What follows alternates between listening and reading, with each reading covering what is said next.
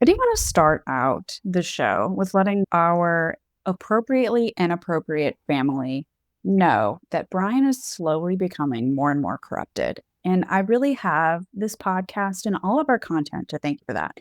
And the reason why I want to start this episode is today, Brian asked me, "What's for dinner?"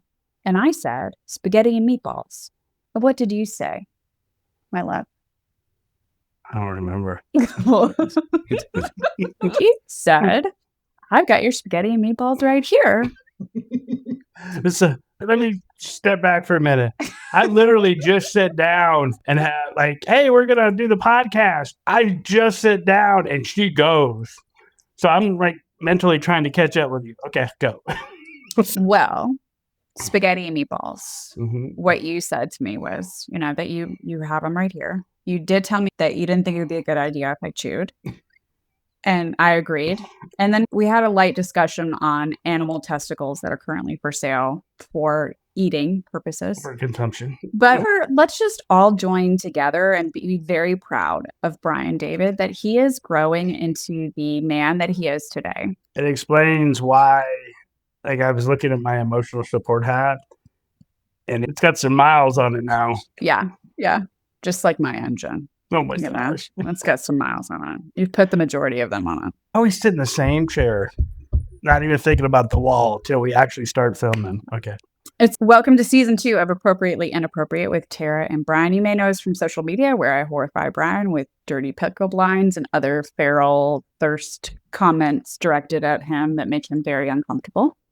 Here on this podcast, you get hilarious stories, our responses to listener questions, and whatever y'all send to us. Make sure to DM or text us at 1-904-867-4466. Follow us too at Tara Blairball on Instagram or TikTok or at Tara.Blairball on YouTube. Our full episodes also appear on our YouTube channel. Why don't you ever list our OnlyFans account? Shut up. Shut up. You're gonna Sarcasm. You're gonna start a rumor. It's gonna be like our children's teachers are suddenly gonna be looking at us weird, which they probably already do. Only 2 of my children's teachers have approached me and said, "Hey, I know you from your content." Surprisingly, they have been mostly our youngest daughters, but they've all been super cool. They're great people and they like our content, which means that they're clearly really great. So only 66% of our kids' teachers with our children that live in the house have called you out.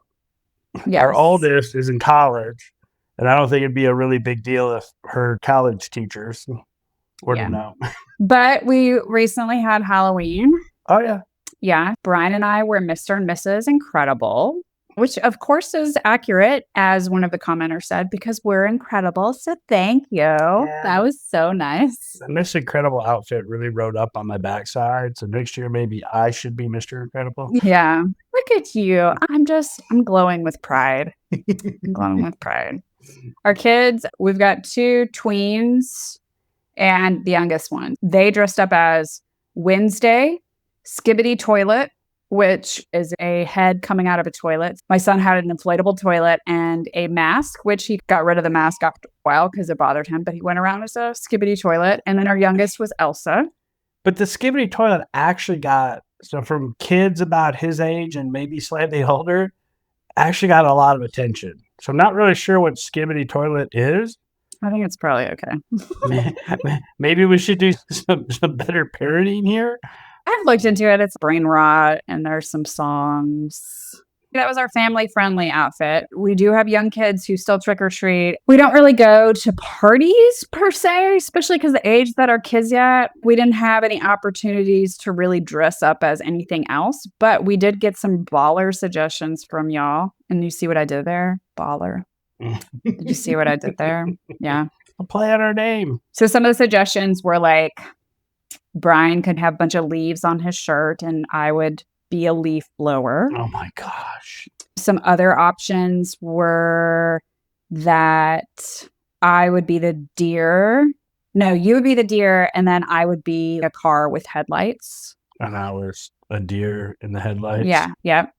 I could dress up as a keyhole and then you would be a key. I could dress as a pumpkin and you could wear a t-shirt that says Peter Peter. Pumpkin eater. Yeah, those are some great options. So if you have a favorite that you wish that we had dressed up as, or if you want a strong recommendation of what we'll dress up as next year, just let us know in the comments or DM or text us. But yeah, it was a fun gathering. We really Halloween where we live. It's the first year we moved here. If anyone's ever, I'll age myself, seen Mr. Mom from the early 80s, where they all dress up as Halloween and they're taking their kids trick-or-treating. That's what I see our neighborhood as. So it's parents dress up, they take their kids. We dress up every year with our children. We take them trick-or-treating. We figure we got about 3 more years, 2 to 3 with the older ones, maybe a little bit longer with the youngest one. We will enjoy every moment. Yeah, it's a really good neighborhood for the fact that we can just sort of walk around and trick or treat. We just leave a bowl of candy on our front porch, and we don't do the family costumed thing just because I don't know. I'm not going to force it. If my kids were all a lot younger, I would be down for it because I'd be buying and choosing all our outfits. But some of our kids are a little older. I'm not gonna battle.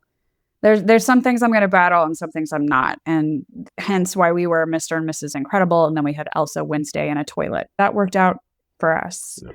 Another thing that we did recently is we bought a bed. Yes, we did. We bought a bed. Yeah, I will make this comment. Everybody that comes to us with these questions, is our behind closed door life really the way that you guys think it is? I'm going to plead the fifth. But I will share with you that this is the third bed that we have bought together as a couple, and there's a reason we had to replace the other 2 and leave it at that. Yeah, we've broken 2 beds. We broke 2 beds. And our second one, we were able to sort of like Band-Aid it for a while. And then finally we're like, we really need a legit bed that we can not break. After all these years of married, we feel like we bought a solid, good bed. Solid adult bed that will hopefully take a beating just like I will. Take a beating and keep on going. Just like I will. I'm trying to get through this whole thing without saying my gosh. Oh, that's an interesting game for you to play. Let's talk about couples and Christmas. Or the holiday season, because not everybody celebrates Christmas. I came into our relationship as what I would probably call a Grinch. Oh, definitely. And Brian would agree. To give some background of myself, my extended family is Jewish and then converted to Catholicism after migrating here to the States. And some family members are Jewish, some are Catholic. My family kind of settled in a weird sort of non-religious thing. So I really wasn't raised with much in terms of the religious views of Christmas. And I don't even know if we really had a tree much. We would exchange presents, but it was never a big tradition. It was never a big ritual. I don't have a lot of good memories of growing up with it at a time. And I'm a little different. I didn't have a great childhood. I had to grow up really fast with the cards I was dealt. My really good memories of childhood were Christmas. So that has always stuck with me. Coming into this marriage, she's a Grinch. I love Christmas. We wait until November 1st. Oh, yeah. November 1st is my day to pull all the boxes out of the attic. Yeah, we've in our married life, we've collected a substantial number of Christmas decorations, and I spend a lot of time decorating. I've definitely gotten into it. I'm definitely a different person today. When I was an adult celebrating Christmas, it just seemed consumeristic and not great. But with our kids, it's just so fun. We do all the fun stuff, the hot cocoa and the Christmas pajamas and going to see lights. And we do all the really fun stuff so that, at least for me, I'm giving my children a childhood that I didn't have. And I hope it's really special for them. And I love it. I don't know. I love it too. And I've gotten into it. I always look at, for our kids, we do everything we possibly can to give them good childhood memories. So we're doing our part where we can at least say, all right, they had a lot better childhood than we did, I guess is the proper thing to say. Are you celebrating Christmas? Are you celebrating a separate holiday? How do you feel about it? What do you do in terms of your family and your rituals and traditions? I'm always curious about that. So please write into us and we'll talk about it in our next episode, which will still be before the holiday season.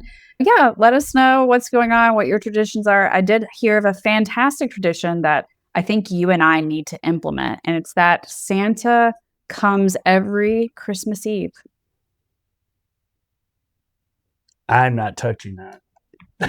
I think that's a good one we can implement, that Santa comes every Christmas Eve. He does come to see me every Christmas Eve. Yeah. Yeah. He sees me. I empty that sack. Oh my gosh.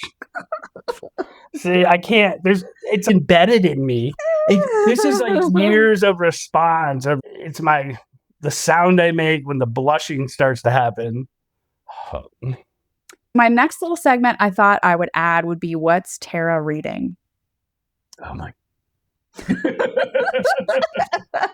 I know. I always read things that utterly make Brian really uncomfortable for various reasons. Okay.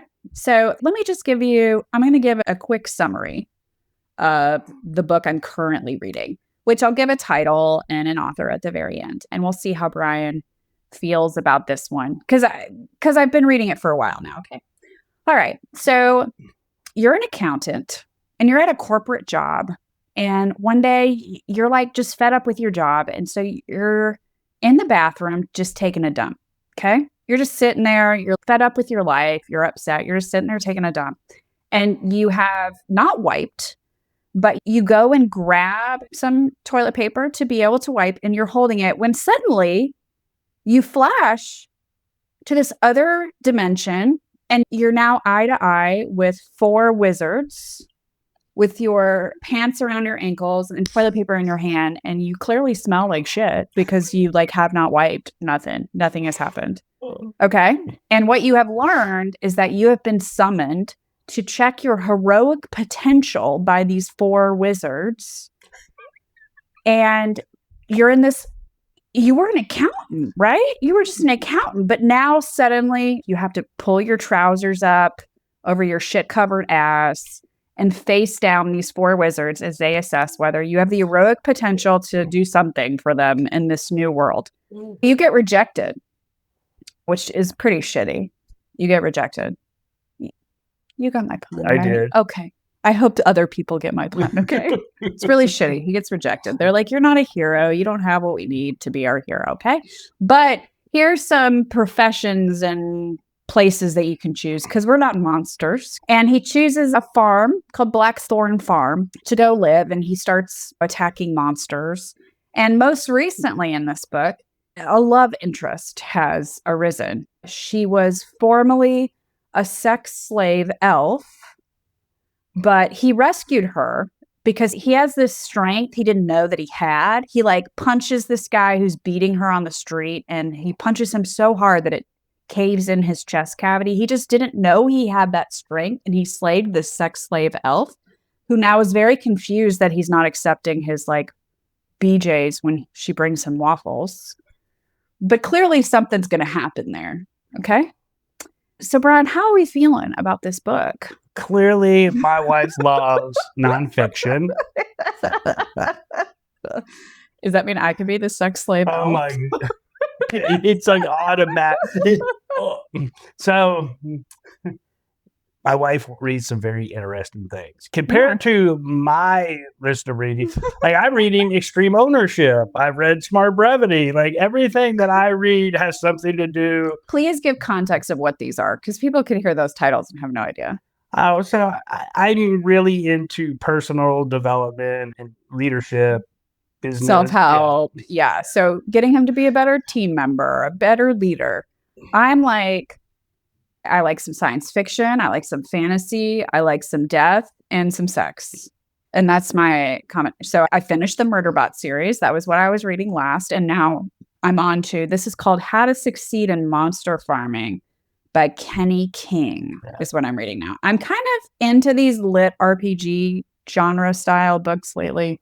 I don't know. It's something, You complete quests. Who doesn't want to complete a quest? I feel like right now my Christmas decorating is like a quest I need to complete. But this one looks like there might have some smut develop. Yeah, and I don't have to read them because I get told all about it. Yeah, he does. It's your favorite part, right? My wife reads every single night. Oh, yeah. I read to go to sleep. The best gift I ever bought her in her whole entire life was her Kindle. Yep. I read it pretty obsessively. And yeah, some listener questions. Have there been some jokes or lines that don't make the cut? The answer to this. Yeah. So we're really big on being authentic. So if she's, I don't know, screwed one up, it gets thrown away. We don't try to fake it. You may later recycle it in after a significant amount of time has went by where I don't remember it. But yeah, I mean, there's several, I would say, that over, I don't know, for as long as we've been doing it. It's almost 2 years now. Yeah. I would say it's few. I would say it's less than 10. I would say it's less than 10, maybe more than that. If I mess up a joke at the punchline, I'm not going to repeat it. No. But if I mess up before it, like the punchline, he can't necessarily guess the punchline or it's the beginning of the joke, I will totally go through it. Some jokes, even if I do mess up, may still not get cut. For example, I did a joke with Brian recently where I was like, you gave me a snail trail. Can you smell it? And Brian's, what's a snail trail? So I then had to explain to him what a snail trail is. Okay. And if you don't know, dear listener, let me just tell you that it's when she gets so wet and if she was just like dragging on the ground. Okay. My face.